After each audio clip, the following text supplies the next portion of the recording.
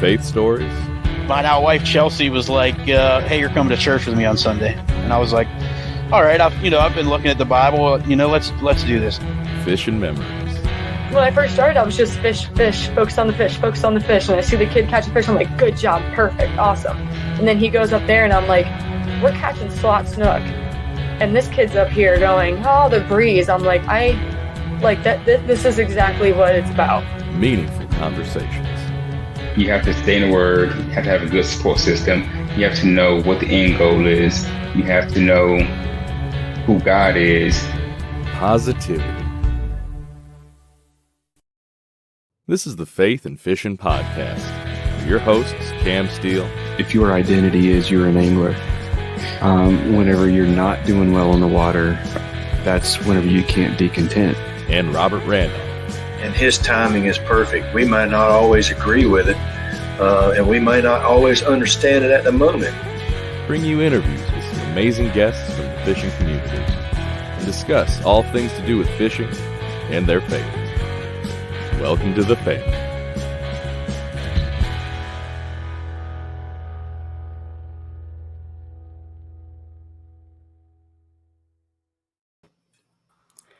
Hey, y'all. Welcome back to the Faith and Fishing Podcast. I'm Cam. Hey, and I'm Robert. And we have a really exciting show for you lined up this week. But Robert, how are things going? Have things mellowed out any at all? Nah, it's kind of the same thing. But we, we're coming off of a long weekend, so we went to the beach and kind of relaxed for a little bit. And so I didn't fish at any. I was going to carry the kayaks and decided against it just for the sake of not having to pack everything up. And I was just, what, I'm going to relax and maybe I'll go surf fishing. But I didn't even do that. We set the house. We went to the beach and rode some bicycles around and played cornhole and hung out with the kids and had a good time. So pretty relaxing weekend, but haven't gotten out on the water any, but saw lots of pictures from the coast this weekend and a lot of big wahoo, offshore wahoo. So that's definitely was a highlight for people that were offshore out there off the coast of North Carolina. So it was exciting to see. I saw some huge fish that were caught this weekend. So that was fun to follow along with on social media, but that's about as close to fishing as I got. What about you? Same. I have not done any kind of fishing. Friday, we had a massive storm come through in the middle of the workday, right towards the end of it for us. I looked down at my phone at the radar. We had this little tiny cell, and then 10 minutes later, I looked again, and I was just a wall of purple on the radar coming towards us. We had about 6 inches of rain dropped on us in 15 minutes. Yeah. And our storm drains just could not keep up with it at work. We had our parking deck had geysers at every storm drain. Like it was moving the 100-pound manhole covers with us standing on top of them. Like it was a lot of water. And like backed up 3 stories into some of the buildings from the roof drains. Like we were dealing with leaks in almost every tenant. It was insanity. So that was fun. And then we had good family get together Monday for Labor Day. And then the boys went back to daycare / preschool this week. So it's Theo's first time getting dropped off for that. So he's done great, but that's probably because it was me dropping him off and not mom. But we, everything's going all right here. Did you have any kind of announcements or anything like that before we jumped into it? No, man, let's rock and roll. All right. Well, let's thank Get Outdoors and then we'll jump into it. Get Outdoors Pedal and Paddle is one of the largest canoe, kayak, and cycling retailers in the Southeast, with a huge selection of kayaks, canoes, bikes, and all the accessories needed to experience paddling and cycling comfortably and safely. Get Outdoors helps to expand and educate the paddling community through their free demos held on local lakes in the Greensboro, North Carolina area and through in-store clinics and on the water courses and demos. And we'll even get your new boat rigged up for kayak fishing for you. Stop by the shop in Greensboro, North Carolina, or visit them online at shopgetoutdoors.com to be wowed by their selection. All right, and before we jump into the interview, I did want to go ahead and give a shout out to Nakwa, Omnia, Jade's Jigs, Mr. B, and Savior for what they do. We just thanked Get Outdoors, Pedal and Paddle, but I wanted to just give them a shout out real quick. But every so often we like to have a returning guest come on and kind of do more of a topical episode instead of, the kind of initial interview that we have. And this week is one of those recurring guests that we love to have on. So I'm going to say at least once a week, my 3-year-old son asks, Daddy, can you turn on the fishing song? And it took me a while when he first started asking for it to figure out what he was looking for. But whenever my 3-year-old son asks for the fishing song, what he is asking for is the Tackle Talk podcast. And this week we have on Andrew Hayes from the Tackle Talk podcast, one of, if not the premier bass fishing podcast that you can get a hold of. So Andrew, welcome back, man. Thank you. I appreciate it. I'm going to change my podcast name to The Fishing Song. You're going to fire it up next Tuesday. It's just going to say The Fishing Song. That's so cool. Thanks for having me. I appreciate it. It's fun to be back on again. So if there's anybody who has not listened to the Tackle Talk podcast yet that's listening to this and is just getting introduced to you, just kind of let them know what Tackle Talk is. Yeah, we're pretty much your middle of the road fishing show. We're coming up on, it's crazy to think about, next month will be 5 years of the show. And it's every Tuesday. We put out a new episode. It's kind of a potluck on what you're going to get. You could tune in some weeks and it could be an interview with a biologist or a pro or someone from a company. And you could tune in the next week and it's your top 5 tips for frog fishing. You could tune in the next week and it's a gear review on a rod or a reel or things like that. So we really just try and kind of be a little bit of everything to everybody and, kind of be what we originally wanted in a fishing show a long, long time ago, before podcasts were like really popular and there weren't really any out. It was just kind of what I wish I would have found and I didn't find it at the time. So we just kind of made it and we're still going. And when Andrew says, middle of the road, what he means is if he were in a genre that had, a larger population, he'd be doing it for a living. I mean, my favorite thing about the show is that, I guess for me, middle, when we started the show, if there was fishing content out there that was like long form audio or something, it was either so introductory that it was just like, it missed everybody because they're like, dude, I know what a Texas rig is. I know what, a finesse jig is or whatever. And it was that simple, or it was all this tournament talk that just goes over most people's heads. And they're just like, where's the stuff for normal dudes? Like that. I just, I go out a couple weekends a month, or I'm still learning. Like I'm somewhere in the middle. I think 90% of people who are out there fishing that want fishing content are somewhere in the middle. They're not the guys that are right now, pulling their hair out, losing their mind over this obscure rule that Bassmaster just released today. And they're also not the people that need to see for the 10,000th time how to tie, a uni knot or something. They're somewhere in the middle. So that's kind of, sometimes I feel like those people get ignored by fishing media and it irks me sometimes. So I think you guys do a good job of that too. I think grassroots podcast stuff really has done a good job of filling that hole that traditional fishing media is kind of like ignored. For sure. Yeah. And I'll add on to that and just say from day one. So Andrew, I don't know how much you know about me, but 5 years ago, I was running my own lawn care landscape company. So I rode lawnmowers all day long and all I did was listen to fishing podcast content, other podcast content. And when your show came out from day one, obviously it was very well thought out. It was very well planned. And you definitely had a target audience. You had a plan. You had, it's not,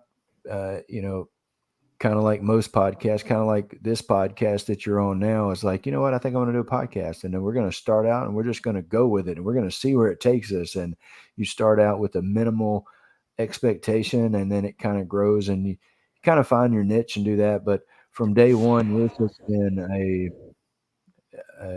something that sounds very produced, but not overproduced. You know, you still have that grassroots touch, but it is a well put together. And I think from day one, the planning of that, I don't know how long you were in the planning stages before you actually released that out, but kudos to you for setting that up. 6 years ago, it probably was at least a year of planning and putting it together as well as it sounds, and as well as you pulled that off. And literally from day one, I haven't gone back and listened to the first ones. Don't do it. Well, I'm sure it's hard to listen to yourself, but from It is. from a consumer standpoint, and from me listening to it, what I remember of the first ones is exactly what it sounds like today. So, kudos to you for the homework you did on that, and the planning stages, and putting that together well. And I think it's been well received, and I think you filled a definite hole that needed to be filled. And I enjoy it, so I know a lot of other people do as well.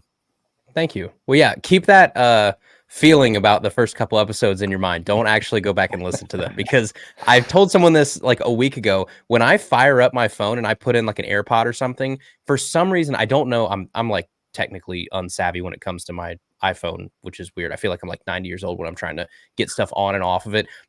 For some reason, there's only one MP3 on this phone in my music, and it's the first episode that we ever did. And so every time I put in my AirPods and I click play, I think I'm going to play like the podcast I was just listening to or something, and it fires up the first episode of Tackle Talk. And it's just every time it's like nails on a chalkboard, because the audio is not what it is now. The intro, like everything, I wasn't as prepared as I am now. And there's a lot of uhs and ums and pauses, and it's just every time, but it is a little bit of a reminder of like, okay, don't go back to that, right? Like keep pushing forward. So yeah, just, I like what you just said. Just don't go back and actually fact check that, because it won't sound as good as you think it does. I hear you.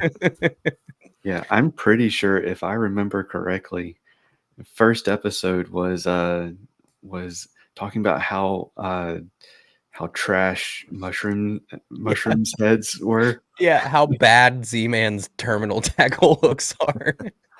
And I stand by that. I haven't bought shrooms heads in so long. Like just the regular shrooms heads. I understand that they're light wire hooks and they're made for a light wire technique, but holy cow, you look at a log, you look at a rock, anything, it's done. It's bent out. It's terrible. You're going to lose so many of them. Yeah, there's so many better options now.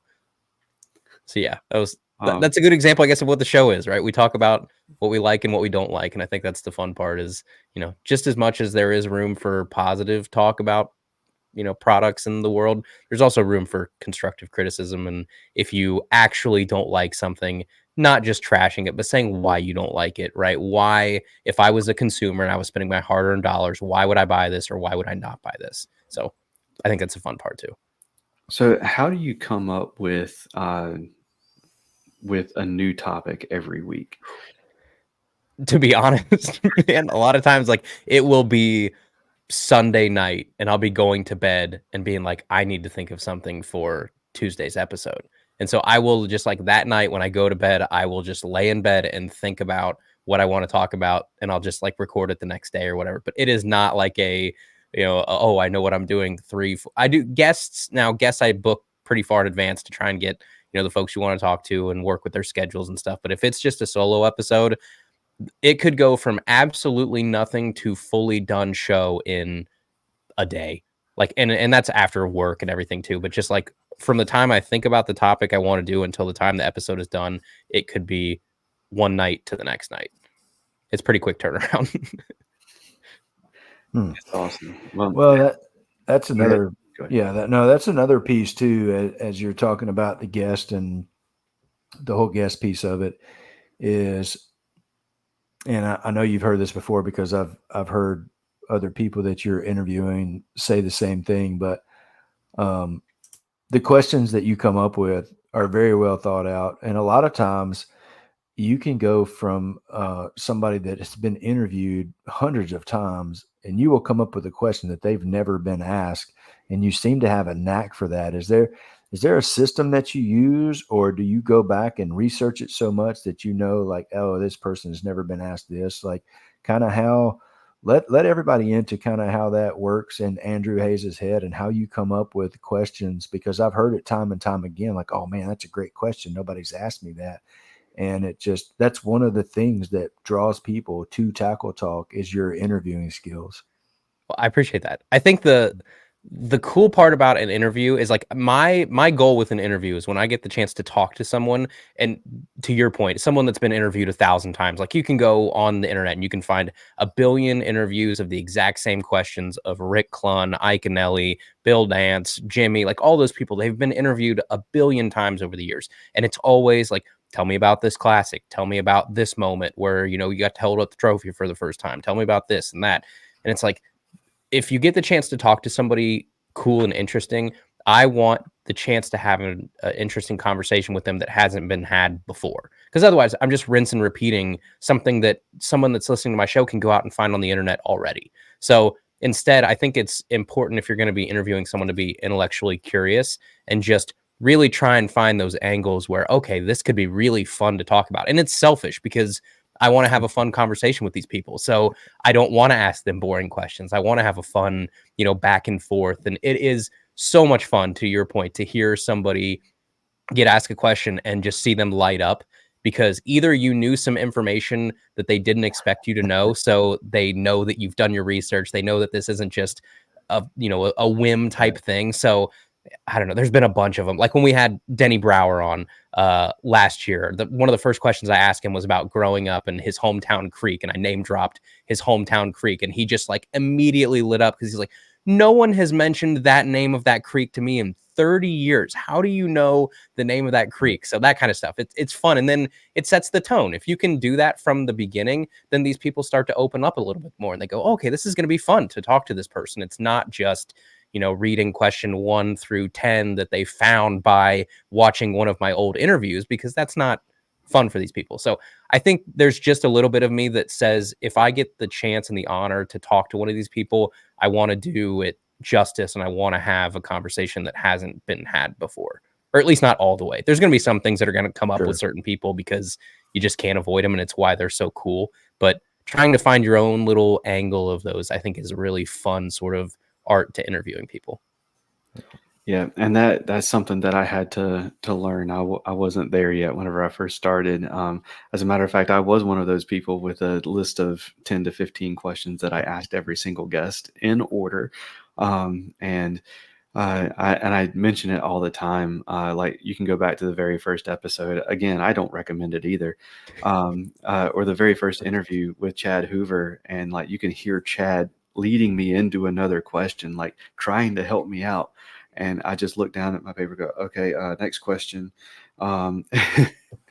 The one thing you can do with that, though, if you are one of those people that wants to prepare, and I'm like that too, I want to have at least an outline of how in a perfect world, I want the conversation to go, because I want to make sure I don't miss pieces that I do want to hit with these people and just get off on a tangent. And then, you end the interview and you're like, oh my gosh, I meant to talk to them or ask them about this and I missed it. So I do kind of have an outline of how I want it to go. But even then, if you need some sort of almost like a script or something to go off of, you just have to make sure that you work on the transition from question to question or topic to topic, because the listener isn't going to be any the wiser if you pull it off smooth enough that you are completely prepared for this whole thing and you had the questions ahead of time. It's just, again, an art of making it sound natural that I think a lot of people have a little trouble with at first, but you've seen it over the past couple of years. The more you do it, the more it becomes natural, and you don't necessarily have to plan out everything because you trust your instinct to have a fun conversation with these people and know where to go next with a question. Right. And then you take a 3-month break, and then you have to learn how to do it all over again. It's like riding a bike. But earlier we were talking about coming up with a new episode, like having like a weekly thing where you're going through, you're trying to figure this out. You got all of this editing to do, recording to do, and everything. Yep. So that's kind of what we're going to be talking about this episode. Like, for the meat of the episode is burnout. So how do you battle burnout? So I know for me, like uh, I was pretty transparent about it a few episodes ago whenever we were talking about where we were during our long break. Um, we we were like this close. I'm holding up just like a centimeter on my finger there.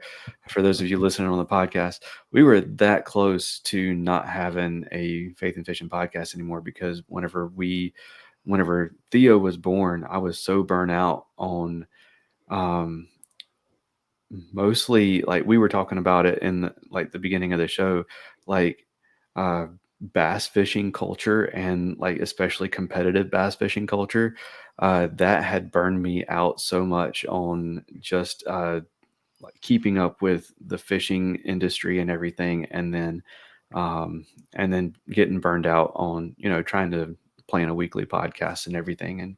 And so let's dive in there. What do you do to battle burnout?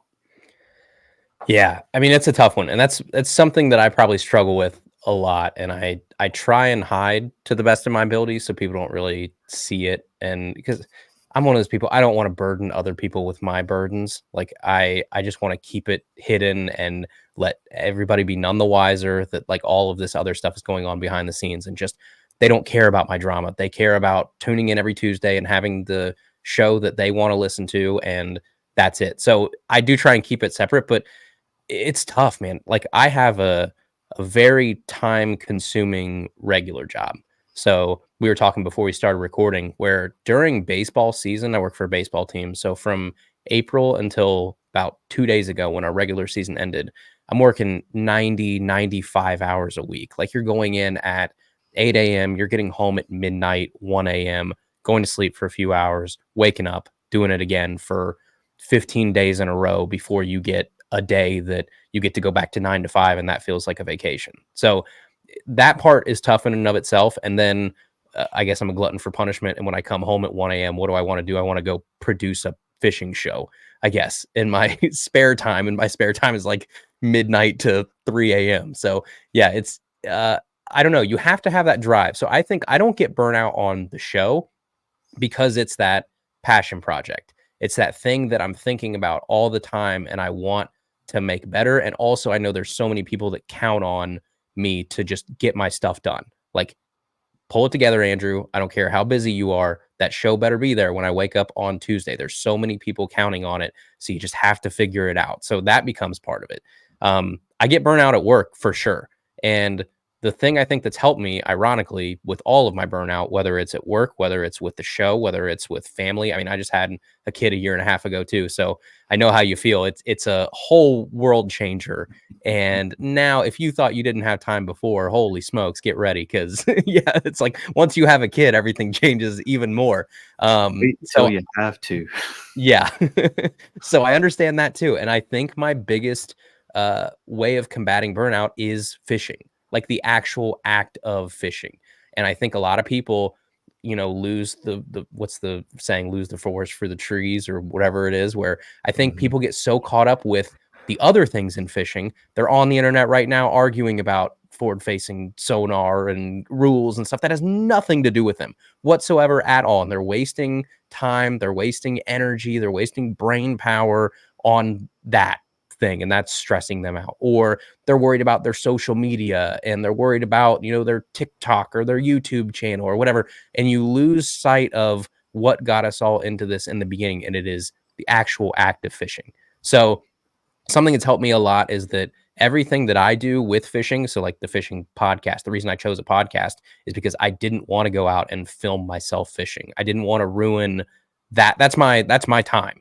I don't want to worry about camera angles or batteries or SIM cards or audio or making a storyline, or I didn't get the shot, the angle's wrong, the lighting's bad, whatever. I just want to go out and fish. And that is my time to shut my brain off, shut my email off, just go out there and be in nature and just have that decompression time. So I think that's so important. I think sometimes people lose that side of fishing, and which is what got so much of it, much of us into it, is the actual fishing part. And now people are so preoccupied with everything else that comes with fishing that the fishing part is suffering. So I think that's a big part for me, is just making sure that I make time for myself no matter when it is. I mean, there's times in the wintertime where, okay, man, you just worked 12 hours and it's dark outside and it's 20 degrees outside in the winter in Ohio. Put your waders on. We're getting in the river and we're walking 1.5 miles. And you're going to go sawguy fishing at midnight because that's the time you have to do it. And you need to get out there and fish at some point. So yeah, you have to budget your time and make time, but you have to find that thing that is your release. And ironically for me, that is fishing. Awesome. Robert, you are going crazy right now with your schedule. How are you battling burnout? Oh, that's a great question.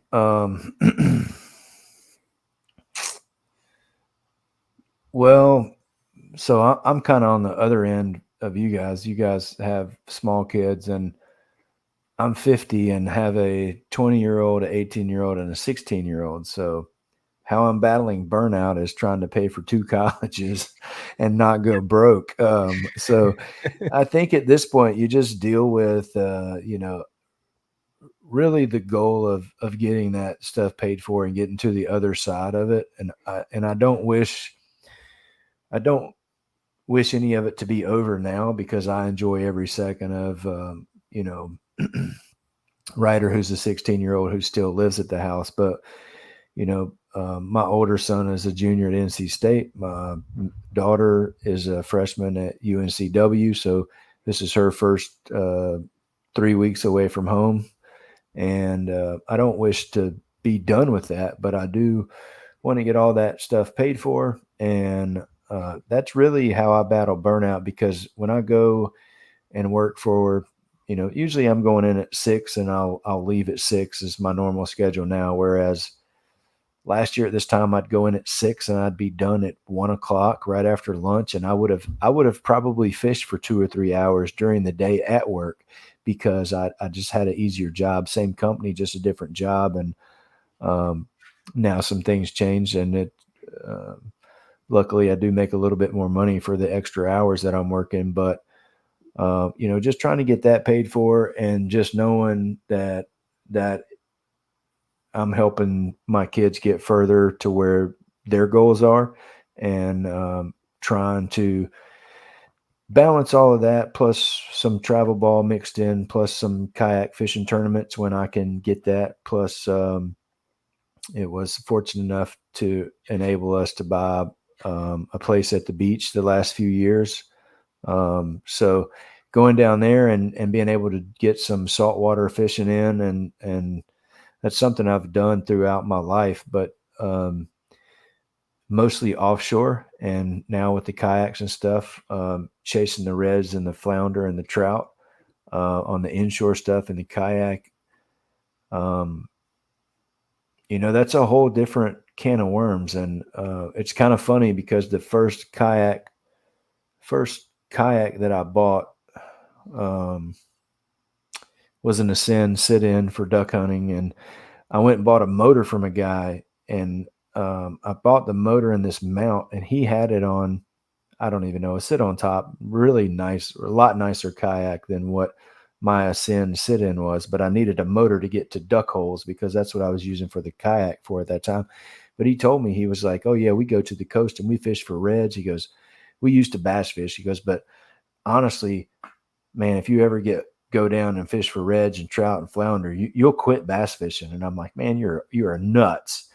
But I can see how that's possible. Those things are so much fun, and it's such a different, the way I fish for them, I fish for all 3 of those species the same as I fish for bass. So it's the same thing that you're doing, but you learn where to target those at. And I think the not knowing what you have on the line until you get it in, because it can be any of the 3 of those, or it could be something else too. But usually when I'm fishing for bass, I know it's a bass, unless, you get a catfish that hits your dang bladed jig. But, but just that's how I'm battling the burnout, is just knowing that the burnout is worth something, and I'm getting my kids on further down the road. And then, like Andrew said, mixing the fishing in with it when I can. And then, really for the past 2 months, I've really made a concerted effort to stay off of my phone. Now I still do get on my phone some, but I haven't pulled up on my, it probably has I know it has the time used, but I really need to pull that up from probably 6 months ago to now. And some of it is the job, because my job changed, so it doesn't allow me enough I don't have extra time at work to be on my phone. Yeah. And then when I'm not working, I don't want to waste that time. So I found that I'm rarely on my phone looking at social media.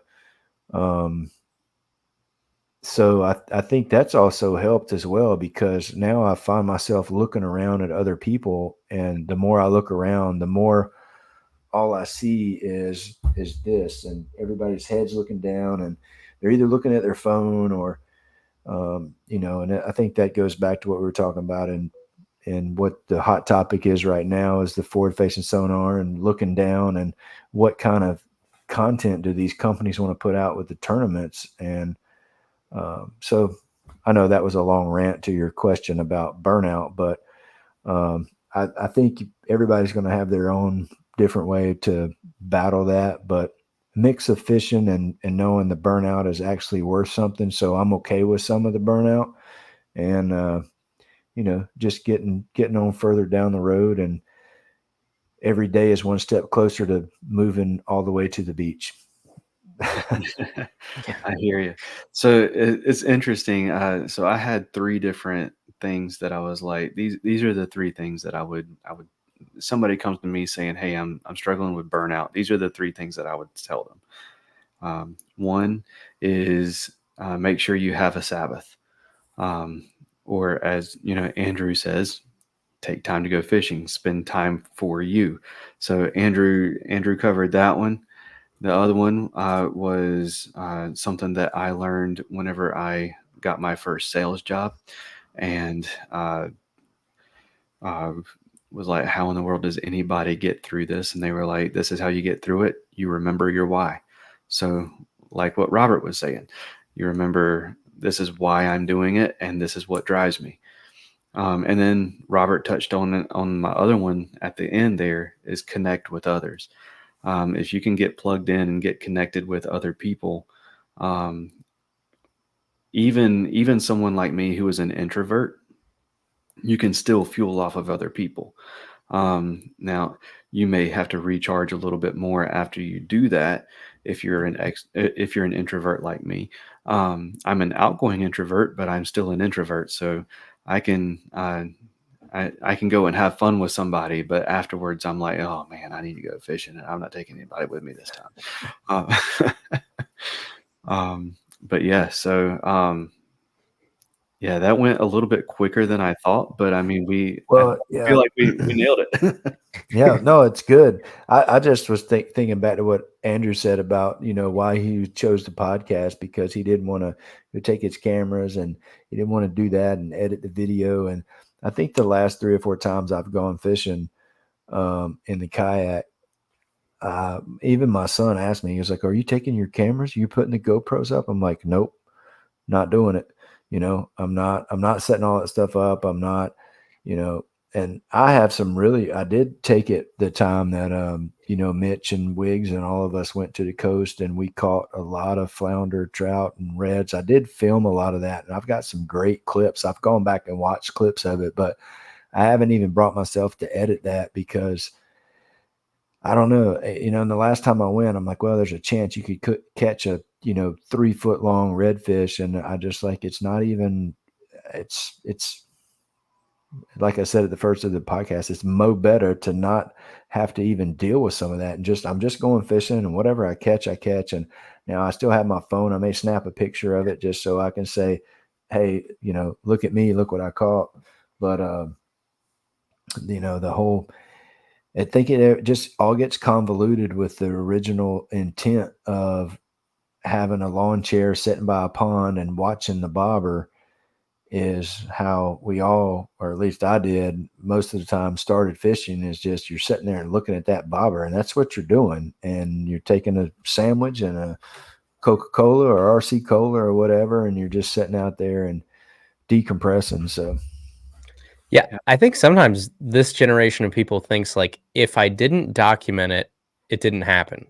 Like, if no one else saw it, what was the point in doing it? It's like, that's not the right attitude to have for almost anything, but especially like what we're doing with fishing.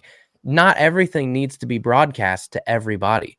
There are certain things that are just between you and you, or you and the fish, or you and nature. Like, you're out there taking part in that act. And, I'll bring my DSLR camera with me too, and I'll take pictures. I like photography. I like that kind of thing. But it doesn't interfere with my planning, the cast, the fight, the catch, the gratitude afterwards. It takes half a second for me to put my camera in front of me. I've already got it like on a little mount thing ready to go. You just slap it there, use a little remote, take a photo, pull it off, put it back, and then put the fish back. It takes 10 seconds. But I get a photo that lasts forever. It's a high quality photo, and that's all I need. And we're good if I catch something that's worth documenting, to your point. But I just think everybody has this feeling of, if I don't show my friends, if I don't show the internet, if I don't broadcast it out there, then it was all for nothing. And I think it's like the polar opposite, wrong way to look at fishing. Yeah. And I mean, really, to put it in the faith context, I mean, when we do that, and I'm definitely not pointing fingers, because I think we all do it to some extent, but having stepped back from that and seeing kind of where I was at a year or 2, 3 years ago, trying to put videos out, trying to post things, and that was an idol that I was chasing, and that piece of putting that content out there as an idol that a lot of people get sucked into, and that's, I don't know, it's easy to go down any of those paths and covet things and worship false idols. And I think that is one of it that our society is really, really going to struggle with moving forward. And even being where I'm in a hiring position, hiring people for jobs, man, I mean, it's super tough with, you guys are both a lot younger than me, but looking at people that are coming out of high school and they can't, it's like their phone is glued to their hand, and they're going to struggle, in the workplace. And that's, I don't know, hopefully we figure something out moving forward, because I don't know, it's kind of scary. But yeah, I mean, to your point, Robert, I haven't even I have yet to put the cameras on my new kayak. Like, I got that kayak in, what was it, March? And the cameras haven't been on it. And like, I found that I enjoyed fishing a lot less whenever I had the cameras on. And it, I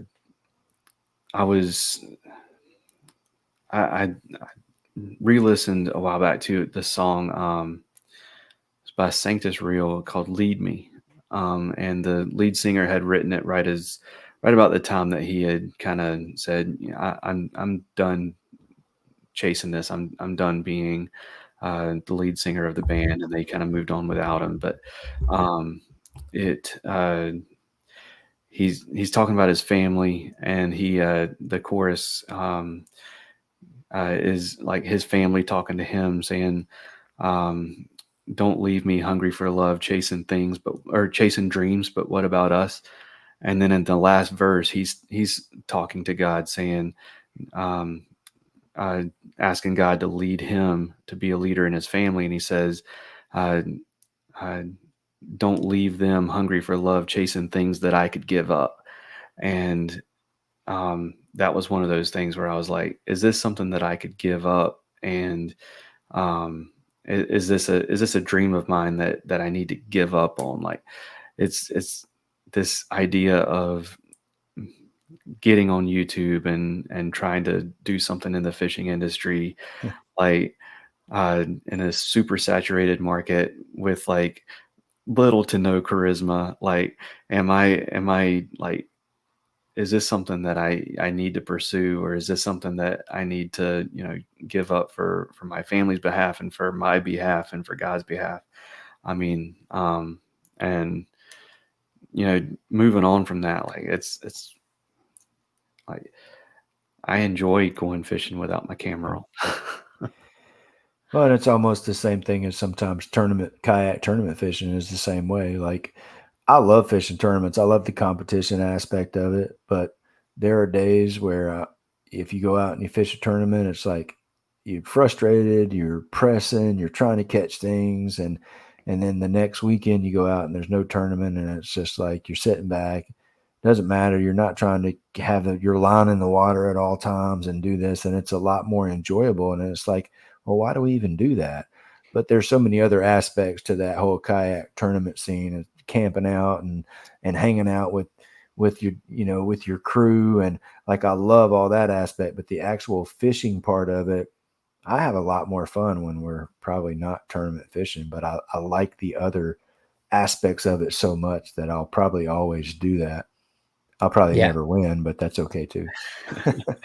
Yeah, everything has its merits. So like Cam, you're talking about like, yeah, a show or, producing a podcast or whatever may take away from other things. But at the same point, like this is your form of outreach and ministry. And how many people have you guys affected with this show and got to open up about their faith and shown people that, these two things, one that is very in your face in fishing and one thing in your faith and God and that type of thing that seems to be a lot more hidden nowadays that people aren't as readily open to talk about or to publish out there. Like this is your way of doing that. So I would kind of say, and it's same thing with tournament fishing, Robert. It's like, yeah, maybe I get in a grumpy mood because I'm not enjoying my activity as much, but I'm making friends with these people that I would have never in a million years met or known. Oh, And yeah. I now have these connections with these people that are worth more than any, third place $1,200 check could be worth. So yeah, everything's got its pluses and minuses. It's just, I think a matter of life is all about trying to maximize the pluses and minimize the minuses.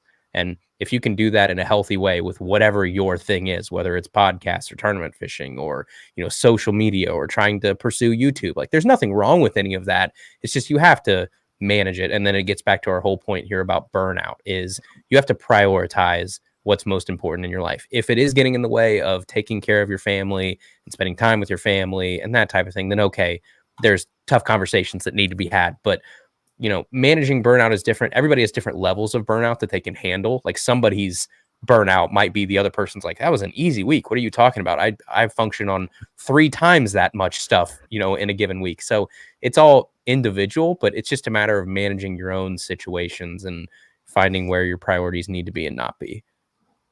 Absolutely. For sure. All right. Well, I reached out to social media about finding some questions to ask.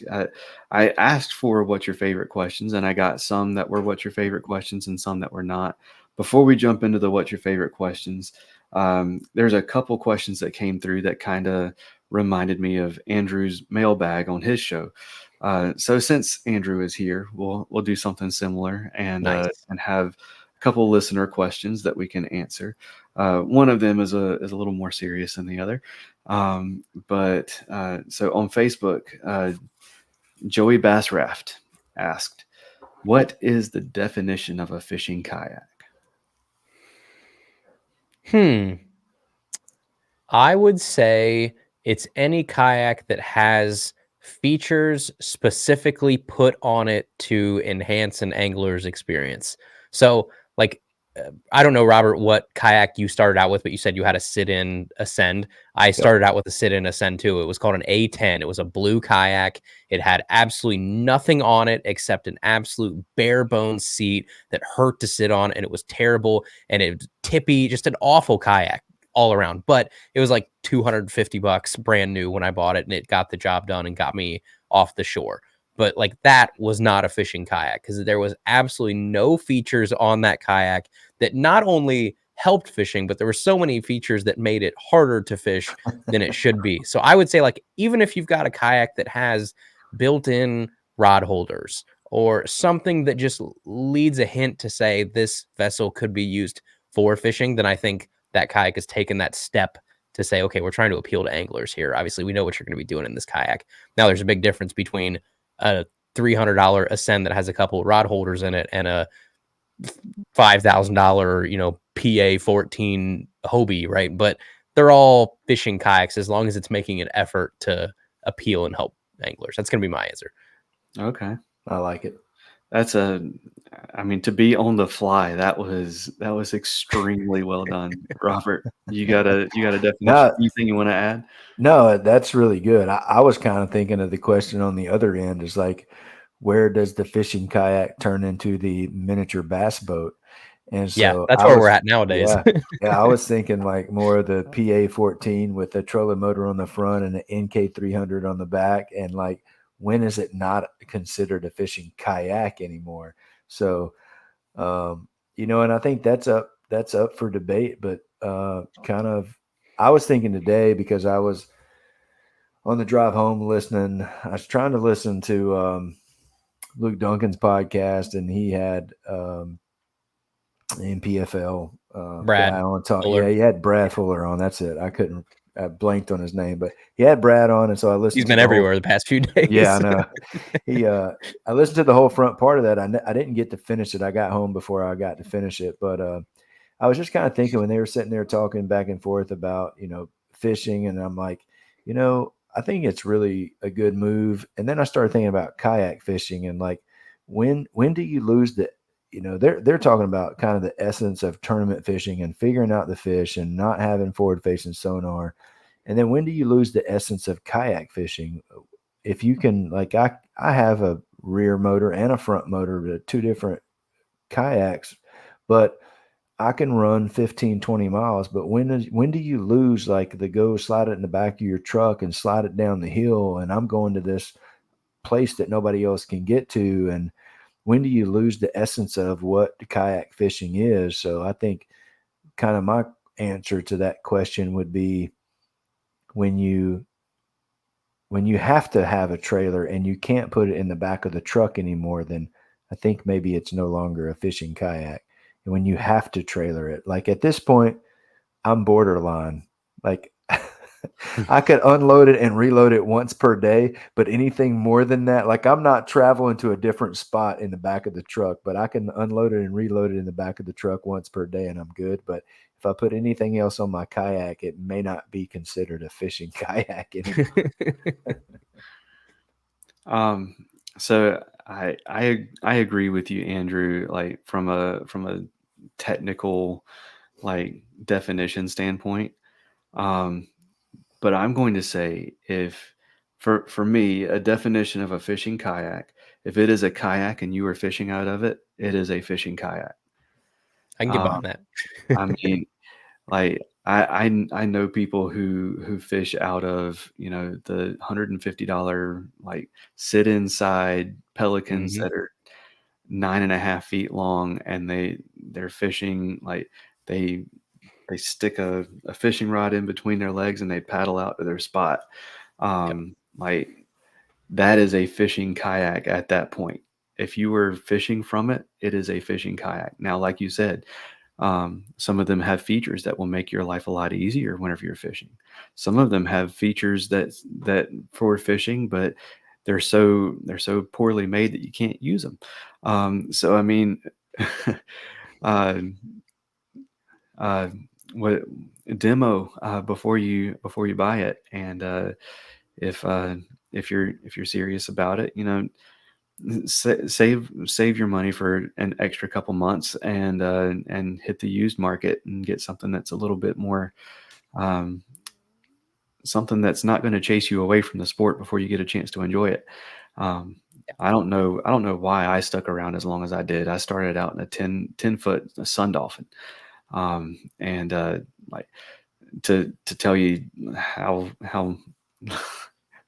chintzy it was, I put a 6-inch hatch in the center of the console. I used a pocket knife to cut the hole. See, that's the good stuff though. That's like right. just quintessential kayak fishing is like, if you can't do it with a pocket knife and some PVC, then it's not a mod you need to do. Like I miss those days where it was just, I'm going to Home Depot with $17 and I'm about to make 2 rod holders, a mount for my little striker 4. Like I'm gonna make a cart system, like everything, and I'm gonna make this all on $17 at Home Depot. That's right. I will say, I wish whenever I had started out So right now I am 5 minutes away from a Harbor Freight. I wish that I was that Mhm. close to a Harbor Freight when I first started out kayak fishing. Harbor Uh, Freight is the truth. all right. So former guest, two-time guest from the show, Mr. Alex Rudd, Oh boy. gave a question. So. I asked for what's your favorite questions, and I think he thought that I was asking him what his favorite question was, because his question was, "Does a blind turtle run into rocks?" Does a blind turtle run into rocks? Yeah. Yeah, blind turtle runs into rocks. It's got to.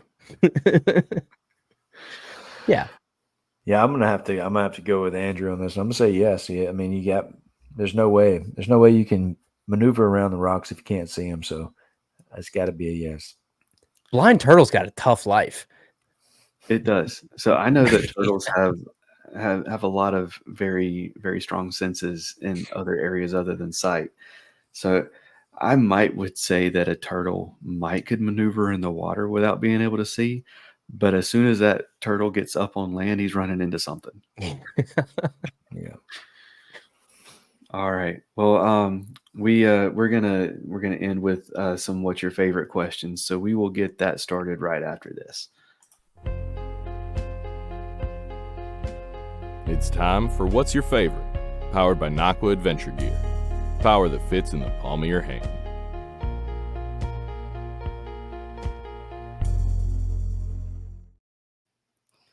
All right, so we've got some listener what's your favorites here. So I've got the list here. So Robert, you can just kind of chime in as you want to, instead of going back and forth with me. But some of these are really good, and they're going to make it into our regular.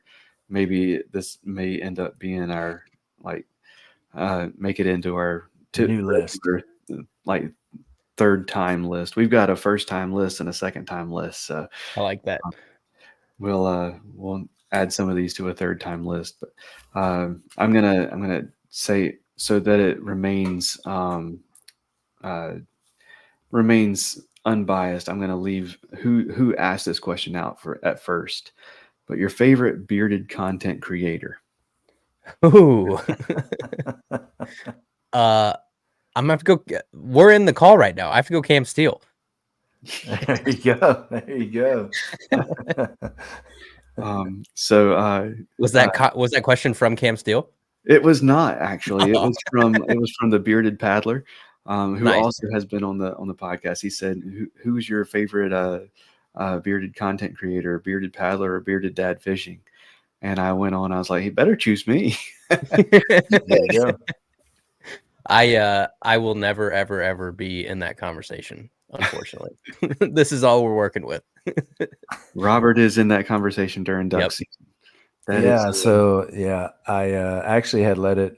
Usually the 1st of September and dove season comes in North Carolina, and that's usually my starting point. And I got done with the weekend and decided it wasn't quite time to go that route yet. So we'll see how long this lasts. In my job, I have to look maybe a little bit more professional than I did last year at this time. So I don't know. It may be tough sledding for the beard this year. I don't know. We'll have to wait and see.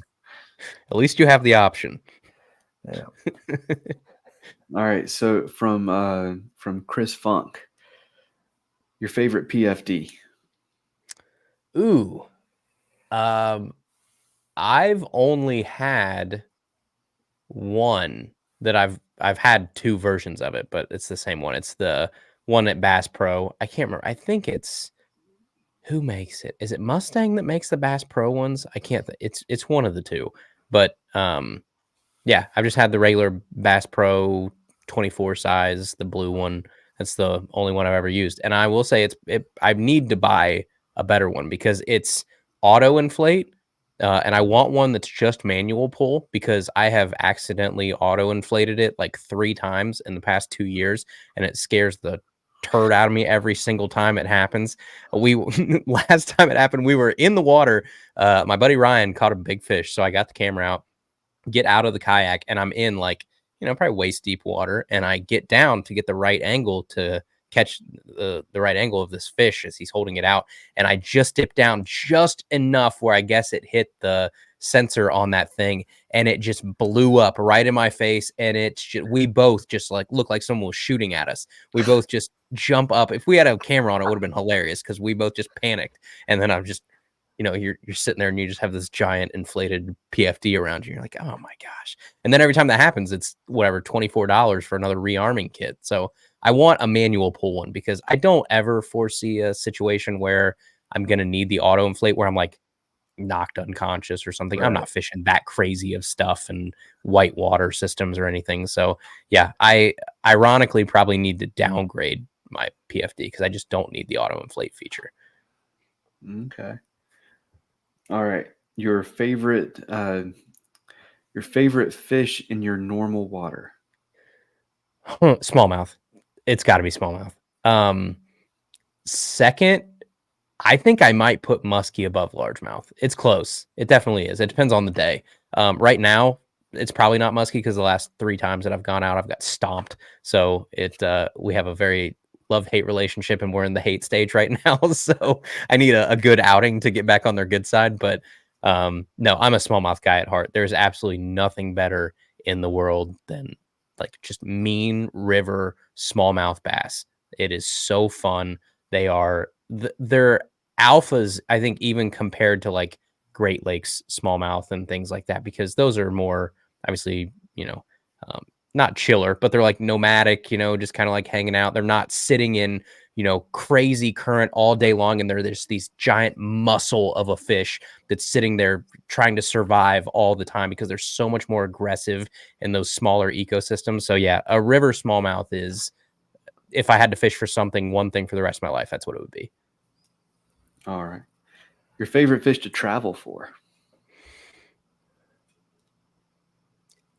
I want to make sure I get this right before I say, I don't think I've ever traveled for a different species. I don't think I have. No, the only time that I've traveled and caught a different species, but my sister used to live in Tampa. So we went down to visit her one time, and I just took my bass stuff and went bass fishing at like the brackish bridges or whatever. I was flipping pylons with a structure jig and stuff like that, and was catching snook that way. That was the only time I've probably ever gone out and tried something different. But no, I need to go out and do more of that. Like on my bucket list is to go down and fish like Miami area for peacocks and that type of stuff. I think would be so much fun. But I'd be lying if I said that I had a favorite different species to travel for, because that would be an imposter thing of me to say because I've never done it. All right. Yeah, I want to do the peacocks too. So be so much fun. Man, they look so much fun. They're so pretty, and you get those big 4 and 5 pounders with a big knot on their head. The big males would be awesome, and I would want to go out and do it myself. Like I wouldn't want to go on a charter or anything like that. I just want to bounce around the canals there and fish for them, like I like to fish for bass. I think it'd be awesome. Drive to North Carolina. We'll fish for reds and flounder a couple of days. Then I think Miami from here. We drove it once. 16. I want to say, something like that. We can do it in a day. Yeah. I think it's like, 14, 16, something like that. Yeah. I know Disneyland, we've done a couple of times to Orlando is 10. So I don't know how far it is from, or maybe even shorter than that to Orlando. So maybe it's shorter than that, but yeah, we can make a whole trip of it. So I think it'd be awesome. I've never caught a red either. I've never caught a red, never caught what are they down there? The little speckled trout things. Yep. Never caught those. What they call that, is it the Grand Slam or the inshore slam? Yeah, the inshore slam. Yeah. So a flounder, a red, and a speckled trout. Yeah. Okay. That's the slam in North Carolina. Yeah. Down south it's probably snook, right? I was gonna say in Florida, I know you trade the flounder for the snook. Okay. Yeah. Yeah. The only time I ever tried to fish in the surf was, it probably would have been like North Carolina or South Carolina. We went there one time, and I tried to fish, and all I caught was catfish in the ocean. I'm like, why are there little, 9-inch to 10-inch long catfish in the ocean? Just little saltwater catfish. That was all we were catching. Yeah. And you do not want to get stabbed by one of those. I can promise you that. Oh, did you guys know what happened to me like a month ago, right? I do. Yeah. Oh, this is my that's as far as my pinky can close anymore. Ah, That's it. It's done. It's like it's stuck right there. I took a channel catfish barb all the way through my hand, and it was like this out the other side, and so it cut a couple nerves and stuff in there. So I got a little, but now I just look weird because I can't close my hand. Well, if it makes you feel any better, that's as straight as I can get mine. Oh, there you go. What'd you do to yours? I was born that way. Oh, okay. I've got creases on this, or I've got like joints on this hand. I don't even have creases there because I've never been able to bend those joints. Whoa. Well, that's crazy. We're like we're brothers here then. There we go. All right. Let's see. Your favorite soft plastic. Berkeley Pit Boss. Gotta be. And I'm a fanboy of the show, so I'm gonna say it's got to be the Havoc. Yeah, Right. the actual Havocs, like the old ones. I have some around here somewhere. They're probably back in the closet, but yeah, the old Havocs, and you can tell me they're the same mold. You can tell me everything. I don't care. One, I hate the darn slime of power bait. Get it off there. Just give me a normal, dry, soft plastic so that I can rig it right without it sliding all over my hands and trying to thread it on the hook and everything. Just give me a normal soft plastic. But yeah, the old Havocs and the red and black packages were, I've probably caught more fish on those in terms of a soft plastic than any other soft plastic in my life. I really wish they would bring back the Ike's Devil Spear. Yes. There'd be so many of those old, like, discontinued baits that I guess they probably didn't sell well at the time, but if you brought them back now, or you could just like convince them to give you the molds or something, there's a cult following for some of that stuff that people would eat up. Oh yeah, I mean, I'm surprised they haven't brought it back as a chatterbait trailer. Yeah, like, I mean, yeah. There's your next business idea: discontinued tackle. Yep, bring them back. Buy the molds for cheap. Just bring them back. What are your two favorite soft plastics? Mine is the Missile Baits D-bomb.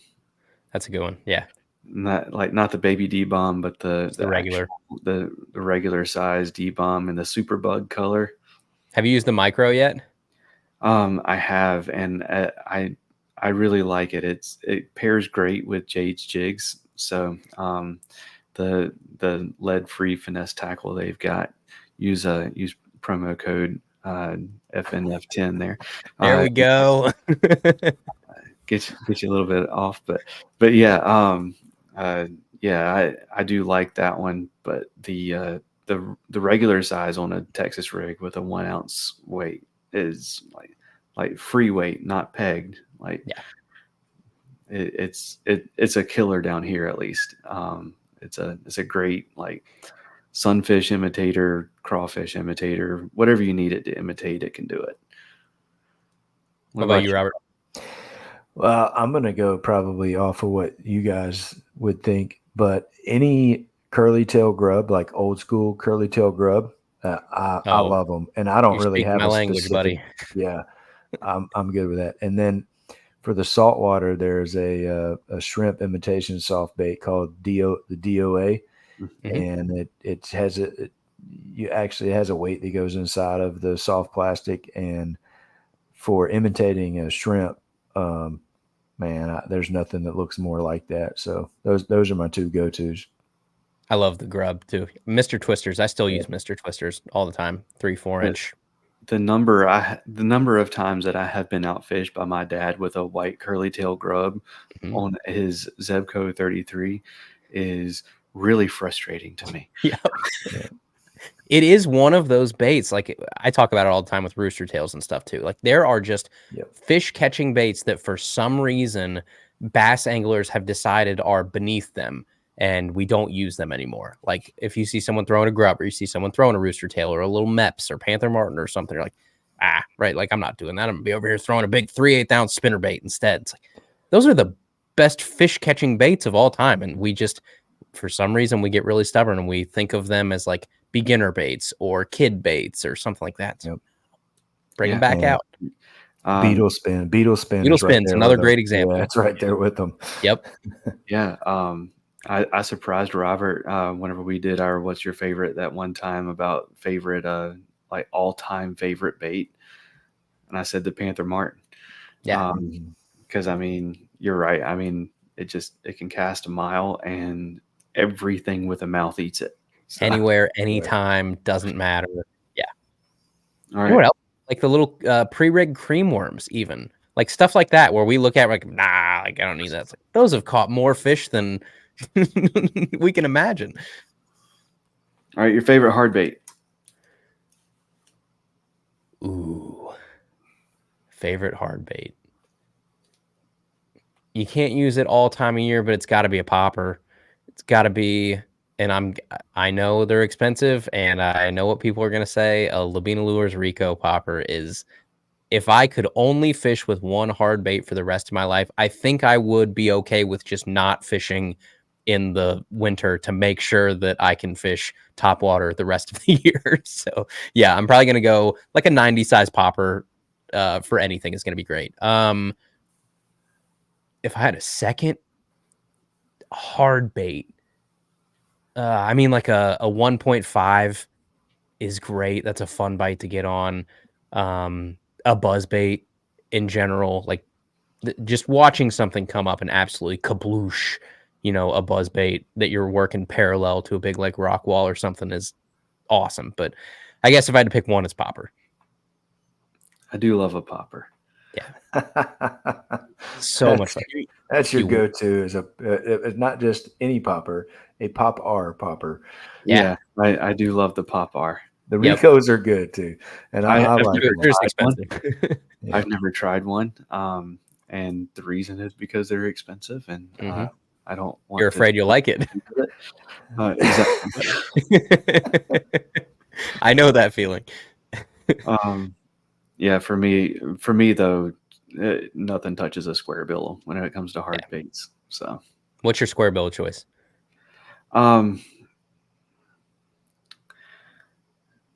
The 6 Sense Crush is really good. But I mean the Strike King 1.5, like that one that's my go-to. Is a really good one too. Like, I mean, I don't know that I have one that it's like it has to be this one. Yeah. I guess it's more color for me than anything, and that just like a chartreuse with a black back. Mm-hmm. Like KVD special. Yep. Yeah. Yeah. I use KVD 1.5s just because it's what I've used forever, and you get so used to it. I think there's a lot to be said for finding something you like and sticking with it because you know every little nuance of that bait. And now I'm going to talk out of the other side of my mouth for a second and say that it's always fun to try new stuff and you should be branching out. But when you just need to catch fish, when you're working with your confidence stuff, I know what that 1.5 is doing under the water at all times. I know on what type of line I can get to what depth. I know what a deflection looks like off certain things and what it feels like off certain things. So yeah, it's now the only thing is you break a lot of bills on 1.5s, which is frustrating, but it happens. But that is why confidence baits are confidence baits. Yep. You want to weigh in on this one? Yeah, no, I'm going kind of the same as Andrew. I like the popper, but I would probably go a walking style topwater. And I throw a few different ones, so I like anything that walks across the top. And I'm going to throw whopper plopper in there too, because my first when I cast that out, I treat it like a popper, and I've caught a ton of fish on those first two pops on a whopper plopper.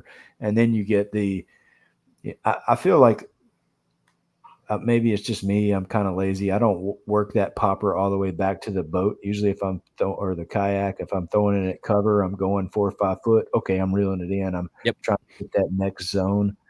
But for some reason, that action of the whopper plopper, obviously you got to reel it in, so there's no extra work that's working itself all the way back, and you probably catching a few extra fish. So anything topwater, buzzbait's in there too. I think it's just the action of it, and then that big red that I caught at the front of the summer was on a topwater, and it was on probably a whopper plopper. I'd have to go back and look, but I think it was a whopper plopper or it was a big topwater walking bait, one of the two. Something I had tied on, and I'm like, it rolled up in the distance, and I threw at it, and that joker hit it. So, And Andrew, you have to understand, there's something special about a topwater bite from a red because a red has an underslung mouth, so it's eating from the top of the surface, but like it has to be above the surface to really get So it's it. full breaching to yeah, eat it. uh, Yeah. yeah, it's just like, I mean, it's kind of resembles a normal freshwater drum. I mean, it's a red drum, so that mouth is all the way on the bottom. But those things fight like crazy. But bass, that's one of my favorite bass lures too. I will say this though, if you told me that I could only fish with a whopper plopper for the rest of my life, I would spend so much time in the emergency room. The hooks are no joke. What do you mean? What are you doing? Are you talking about the hooks on them? Yeah. No kidding. Huh. Yeah. I think I see more people. They're bruisers. Yeah. Yeah. I see more people get hooked by whopper ploppers than any other bait. Wow. Well, knock on wood, because now the next time I go out, I'm probably going to put one through my thumb, but I've never had that problem with those. Yeah, they're stout hooks too. I don't know what they use on them, but yeah, no joke. All right, and the last one from Chris is your favorite bladed bait. You know what's really good is the Evo. Are you talking like bladed jigs or just bladed baits in general, like spinner baits and stuff too? Bladed baits. I kind of took it as wire baits, but throw bladed jigs in there to it. So anything that's got a blade on it, it can be inline spinners, it can be spinner baits, beetle spins, however you want to take that. Underspins. There's a bunch of them now. Okay. I'm gonna do one that's a selfish pick because it's my favorite thing to throw as far as a blade goes, and it's that little micro buzz.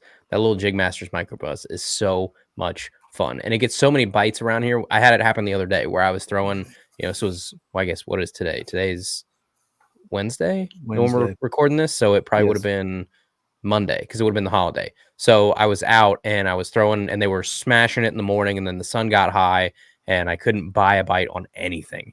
And I finally started throwing that little micro buzz around, and I wasn't catching big fish, but I started catching fish every, maybe 5, 10, 15 casts. And it was just because it's something completely different that they don't see very often. Just that 3-inch profile that you can sort of wake and just have that, to, Robert's point, that 3-inch kind of Mr. Twister just dangling in their face that's, probably sitting this far below the surface of the water is awesome. So yeah, that or buzz baits in general. The other thing I've been really keen on over the past year or so is a smaller spinner bait. So I think we talked about it in this past week's episode. The minigun from Battle Baits is awesome. It is a very cool little bladed bait. I've actually got one. Hold on a second. These little finesse spinner baits, they're 3 inches long, and they are like palm of your hand small.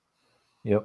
Super cool little things. Again, when the rest of the world is out there throwing big 3/8 and ½ ounce spinner baits, but I know for a darn fact, because I see what's in their mouth and in their gullet, that these fish are eating 2.5, 3.5 inch, bait fish and stuff, especially around here in the rivers and stuff, like our little darters and everything.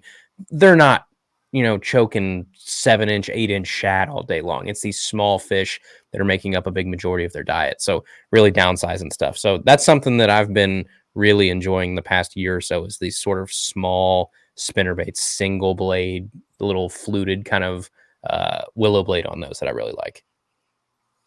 Okay. What about you guys? Robert, do you is there any? Yeah, no, I was going the same route as Andrew. I've been throwing a Bassman sort of knockdown smaller spinner bait for quite a while, and that's my favorite. It's become my favorite spinner bait. It's a willow blade on the back. I was trying to look it up to see what the actual name of it was, but of course I can't find it at the moment. But Bassman makes it, but it's a willow blade on the back, Colorado blade on the front, and it's almost the same size as what you just held up. And then if you want to go bladed jigs, I'm partial to the Thunder Cricket. So Okay. yep, I like that one. It's I don't know. I just think that it's people will tell you, the others catch more fish, but I don't think it does. But that's just me. It's all confidence for the most Well, part. it is, Again, and that's what I caught it's my what you're used I to. caught my PB on a Thunder Cricket. So It's cool. that's probably why I just go back to it, because Yeah. that was good. Yeah. And I've made no secret about mine either. Mine is the bladed jig from Mr. B Lure Company. So instead of it having, like, I've got my pen here, instead of it having the jig head and then a split ring and then the blade, it's got a post that comes out.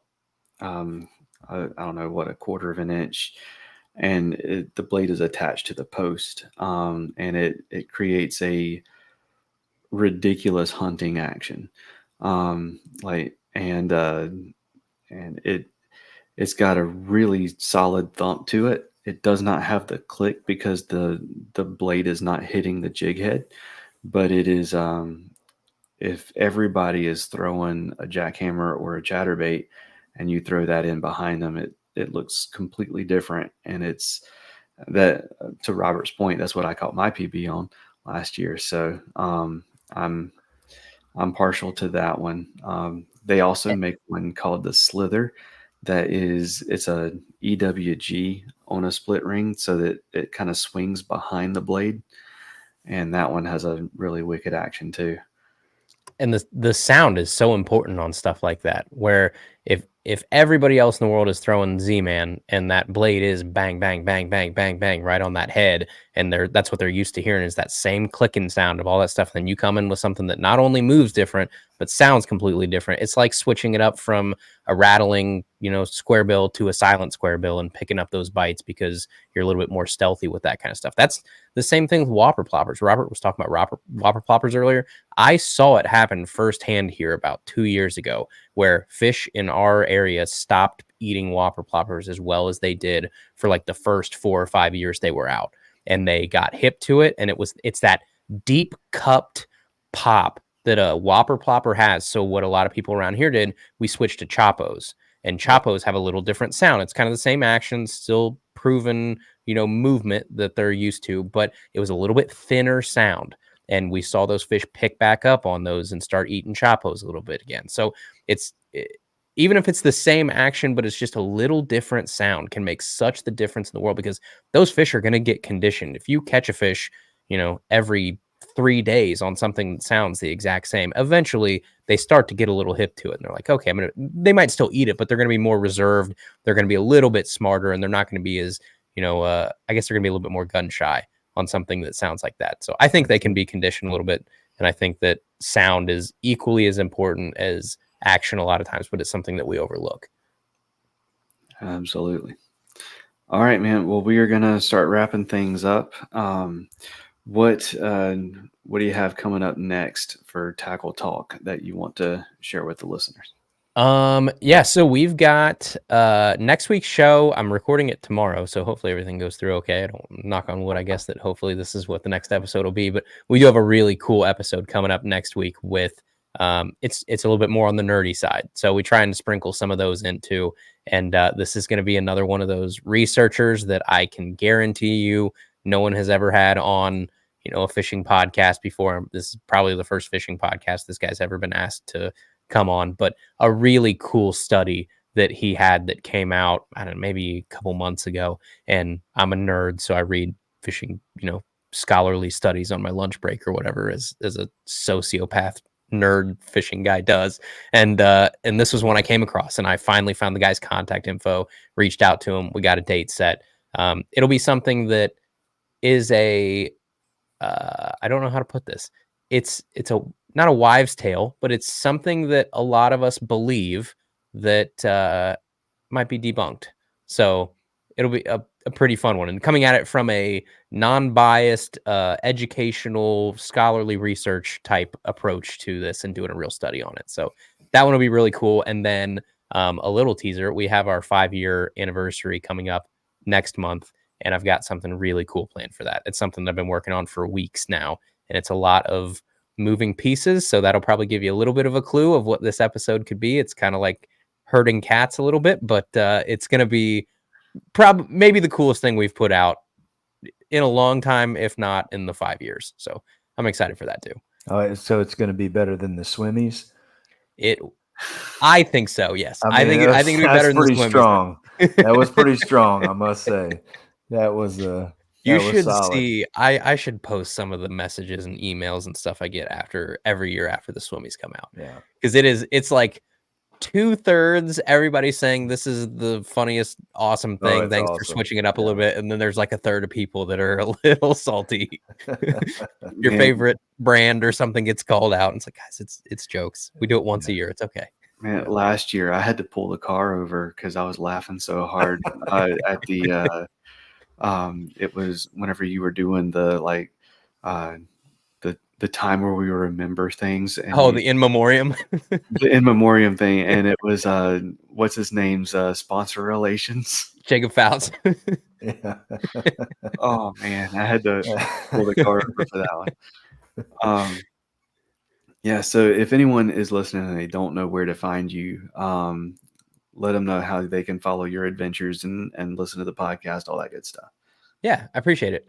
We are pretty much everywhere you can find podcasts. So if you listen on Apple or Spotify, iHeart, Amazon, Stitcher, I guess, wherever you can listen to podcasts, we're on there. So just search Tackle Talk.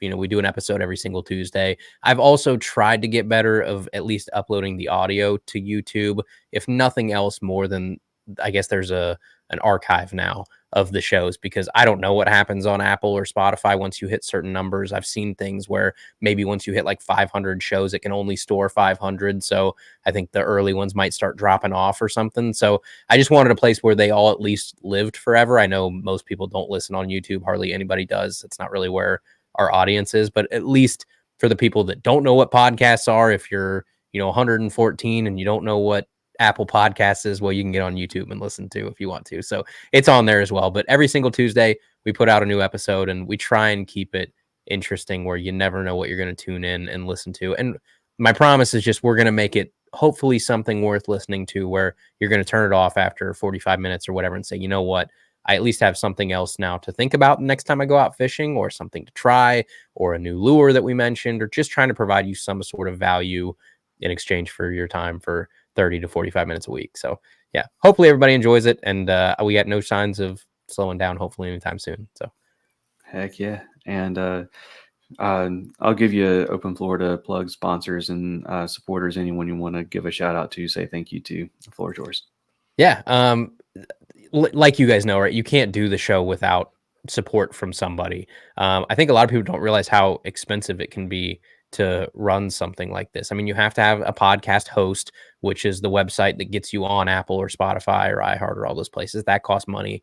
Monthly fees for your website and your equipment and microphones and Zoom premium and like all these kind of things that add up, that people might look at like, whatever, it's $14 a month. But yeah, when you have 10 of those services that you need to keep this thing running, you can't do it without some sort of support. So yeah, American Legacy Fishing and Outdoors has been with us for probably 3 or 4 years now. They're fantastic. They're my favorite place to look for gear, because I feel good buying it from a Midwestern, kind of small local tackle store that's really trying to keep up with the big dogs and the big box stores, but they actually care about you, and you can email them or call them, or heaven forbid you ever have an issue, they'll bend over backwards to make sure that they make it right. Like, that stuff's important to me. So they do a great job with that. Dakota Lithium is the batteries that I've used, and we've used for a couple years now too. And I mean, I beat the living tar out of them things, and they take it every time. So big shout out to them. And then Mossy Oak too came on this past year, and that's been a great partnership. They're great folks that not just care about the fishing side of things, but also just conservation in general. Like, Mossy Oak does so much with the gamekeepers and with all of their different initiatives throughout the year to kind of, try and be a good advocate for both hunters and anglers. And they're doing a big push to help more on the angler side too. Everybody knows them from hunting, but on the fishing side too. So yeah, those are pretty much the three that we work with that kind of help us keep the lights on and keep the show going. Awesome. Well, Andrew, thank you so much for coming back on. It's always a blast when we have you on, man. Thanks for having me. I appreciate it. Heck yeah. Awesome. Thank you. Absolutely. All right. Well, Robert, let's go ahead, close this out. This has been a bit of a longer episode than normal. So let's go ahead and close it out. Did you have anything that you wanted to say before we prayed? All right. Good to go. Go ahead. Let's pray. God, thank you so much for this podcast and this opportunity to kind of try to reach people's lives for you and for your kingdom.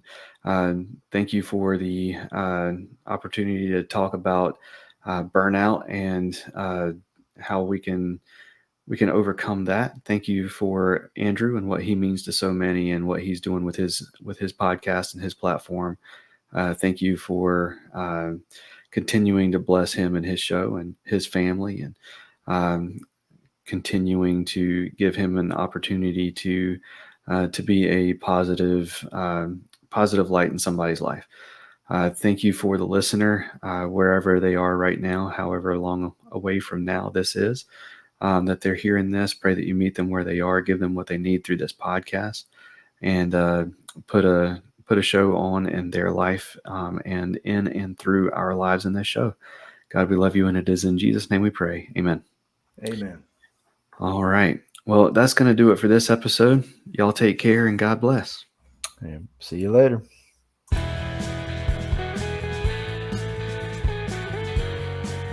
Thank you for listening to the Faith and Fishing podcast. Please consider supporting those that support us. Jade's Jigs lead-free finesse tackle. Use promo code FNF10 at jadesjigs.com for 10% off. Save your outdoors. Stop losing your gear. Use promo code FNFP15 at saveyouroutdoors.com for 15% off. Omnia Fishing. Check out Premium, Premium Pro, and their Ambassador program. Use promo code FNF10 for 10% off at omniafishing.com. And if it's your first order, use promo code FNF15 for 15% instead. Mr. B Lure Company. High-quality handmade baits made right here in the U.S. MrBLureCompany.com. Use promo code faithnfishn pod for 15% off your first purchase. Get outdoors, pedal and paddle. Check them out at the shop in Greensboro, North Carolina, or at shopgetoutdoors.com for all your paddling and cycling needs. And Nocqua Adventure Gear, lighting, power, and all the connectors at Nocqua.com. Please rate, review, subscribe on whatever app you're listening on. That's going to do it for this episode. Y'all take care and God bless.